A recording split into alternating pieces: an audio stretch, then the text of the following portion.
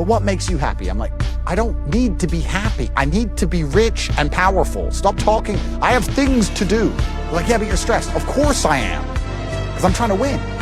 How am I going to win without being stressed? How are you going to win without being stressed, ever?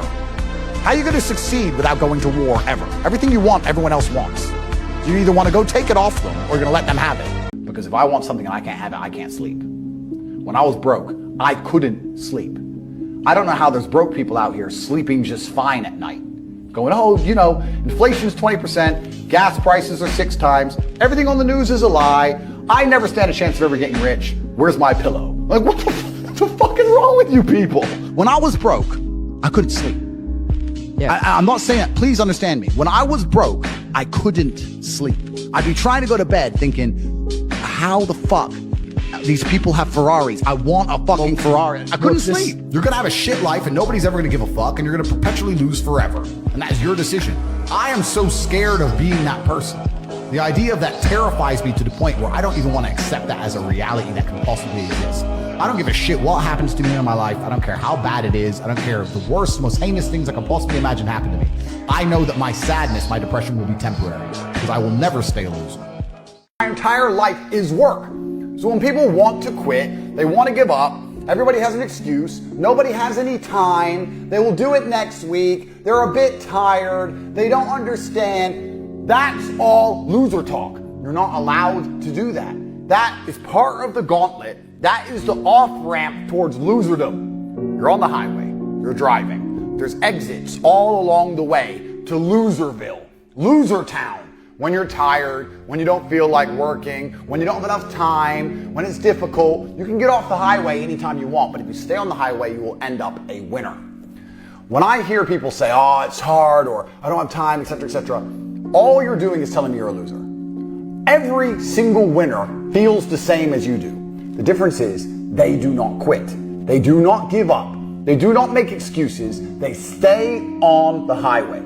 It's amazing what you can achieve if you never give up. My saying, unmatched perspicacity and sheer indefatigability. That point is important. Sheer indefatigability. The inability to become fatigued. If you never quit, if you never give up, if you never give in, you're gonna get exactly what you wanted. All you had to do is not be a fucking coward, and you still failed. I don't want to hear any excuses. I don't care about excuses. God doesn't care about excuses. And the winners who went through the exact same things you're going through, who didn't quit, don't care about excuses. There are winners and losers in the world. You are either a winner who dedicates himself, never gives up, continues to learn, does everything he knows he needs to do regardless of how he feels, or you're a loser who makes excuses and you stay invisible for the rest of human time. Make a choice. Women are a fantastic mirror, and how women treat you tell you a lot about yourself. Because women are ruthless. If they don't see value in you, or if they don't see value they can extract from you, you're invisible to them. You know, you can go to a nice restaurant with a girl, and you can say, how many men are in here? She'll say, 3 or 4, and she'll ignore every waiter. I heard you say this, and I tried it, and they all said 2, 3. Yeah, the waiters don't exist. There were like hundreds of men in here. Waiters don't exist in their mind. If they can't get something from you, you're invisible. So the first thing I would recommend is that if you have cowards in your life, try not to be too close to them. And I'm not saying get rid of your friends, but at least have some friends who are certainly brave. If I have to act bravely, if I had to charge into a burning house, I know which ones of my friends I'd want beside me. We all collapse to some degree to peer pressure. We're all programmable. Everyone understands that age-old saying that if you look at your 5 best friends, that's who you're going to be. If everybody knows that's true, then you should be very careful with who those 5 people are. If you choose 5 brave people, then what are you going to be? You're going to be brave. The best mental model is God wants me to learn something here. And he's going to teach me that through suffering. He's going to make this difficult, and he's going to make me feel pain, and he's going to make this as hard as he decides it needs to be, so that I can sit here and learn things. At a certain age, and my age is 37, you do realize that on some level, it's going to sound bad. I don't mean this in a horrible way. I mean this in a positive way. On some level, everyone's replaceable. No matter how in love you are with a woman, and you break up with them and you feel like you'll never get over them, yeah, you will. You know you will.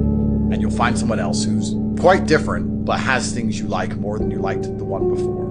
And you do get to a certain point where you realize that no one can break you if they leave.